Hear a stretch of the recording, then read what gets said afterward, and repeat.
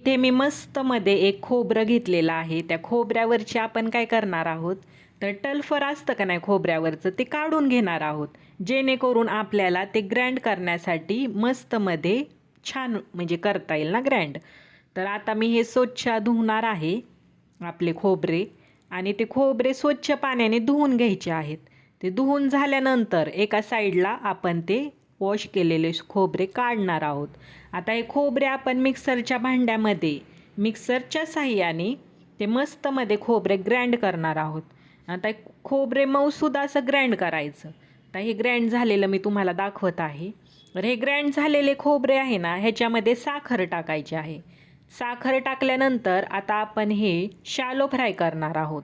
कशाच्या साहाय्याने, तर गॅसच्या साहाय्याने आपण ह्याला मस्तमध्ये शॅलो फ्राय करणार आहोत.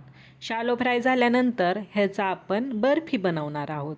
बर्फी, खीर आपण काही बनवू शकतो.